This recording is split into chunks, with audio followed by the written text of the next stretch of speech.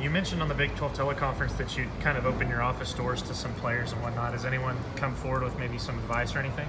Well, that's really our committee. We have a committee, but then anytime anybody wants to come and visit, no, I haven't had anybody come by. Who's on the committee? Well, I can get that list to you. There's like 8 guys. We'll get it to you. Our media people have it. How do you feel about practices this week?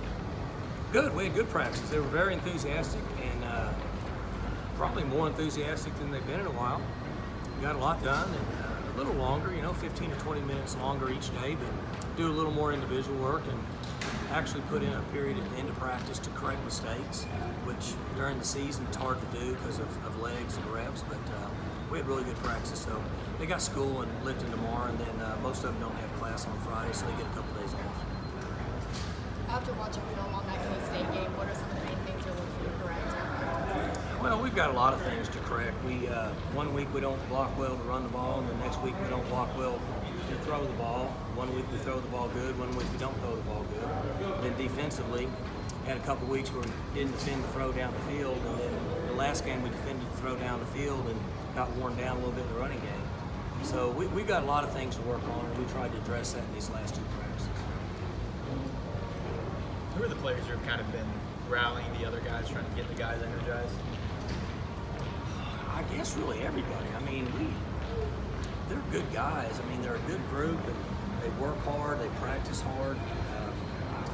I don't feel like they need even to be energized. I think they're good. Mike, one thing that's always been important to you is care factor.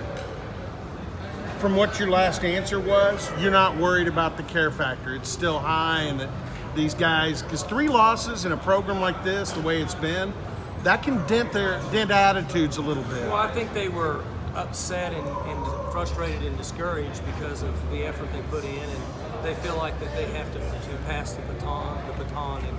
But I don't see the lack of effort. I don't see guys that aren't focused and trying to get better.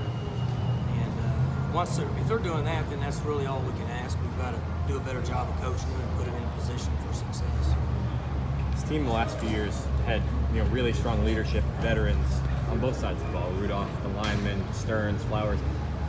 Are you worried at all about the leadership on this team coming off 2 losses, or do you, because it's such a young team? I always am concerned about it. I wouldn't say I'm worried. We don't have enough mature, experienced leaders like we have here. That is true. So that's where some guys have to step up that hadn't taken or shouldered that responsibility in the past. And you guys that have been around here with me for a number of years, I always tell you that that's one thing as a coach that the team has to do it themselves. We really can't generate that. That has to happen naturally over a period of time. You look back on the Kansas game, which is the best offensive game. Well, I don't know. Iowa State actually was pretty good other than the sacks. Justice Hill got loose early, got into the game, and they had to really respect him. How hard is it getting to get Justice that kind of start in a ball game? Because it really kind of unlocks everything else in your offense. Again, it's just based on the schemes we're seeing. Kansas State, we had guys open. We didn't hit them. So you can go back and look at it and say, would you rather hand it off, or would you rather have thrown the ball better and run up 20 more points? And in our style of play, that's really what we have to do. Sometimes you can force the issue. There's a real fine line there. You say, hey, we're going to force the issue and we're going to do it, even if it's not the best thing scheme-wise. So there should be availability to run the ball in the next game based on the style. And I would guess that in the history of the way that they've played us, they're going to want us to say to run the football and more so than throw the ball down the field, just on what I see on tape. Have you made any changes to quarterback reps this week? You got ABC coming in here. I know you'll talk about this on Monday, but you've got ABC coming in here, prime time, homecoming. How much do you talk to your players about the opportunity that, okay, we've had some tough Saturdays, but boy, this is an opportunity to make a huge splash? Not really much. I've never been a guy that relied on things outside of preparation. I think you'll be disappointed in the long run. So we try to stay pretty consistent with what we believe in and in preparation. The reason why is if ABC's not here next week, what are you going to tell them? So I've not really rallied around that much. I've just said, hey, you have a responsibility to get ready and play the best you can. How have you seen Taylor respond to, obviously you said after the game he missed a number of open receivers. How has he responded this week? You know, he's the same. He could probably win the lottery and you wouldn't know it. That's just his temperament. So I wish I could tell you that there's been one thing different than the other, but he's been the same. Came in today and met with me at 9:45 like always. We went over the game plan and he practices the same and he's buying in, so I don't see much change in his demeanor at all. Does that concern you that there is no change? No, I like quarterbacks that stay the same all the time. Nobody wants to be successful more than him.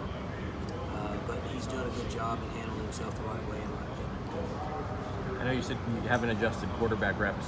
Anywhere else on the team, whether it's the offensive line or on the defense, are you able to do that during a bye week to take a look at some younger guys?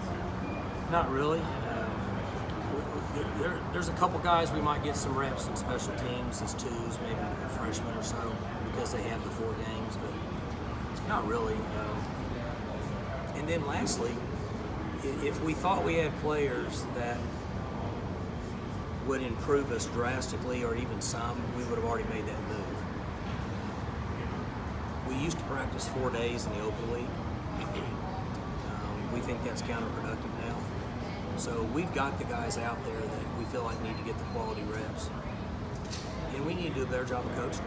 We need to have really good plans where we can execute and minimize missed assignments. And the guys can play hard, not have to think hard. And so we've pushed that this week. Yeah, Barry Sanders will be here for homecoming. I know you talked before about the value of celebrating the success that this program has had. What does it mean to have Barry back and to be doing more things like that? So we've got a lot to do here. We have a lot of ground to make up and display, for lack of a better term, the success that we've had here and/or great players. And this is a step with bringing him back. At some point, I think that we will display more. We're not there yet, but that is something I think is important to start and, for lack of a better term, have evidence of success. And he certainly will bring that back.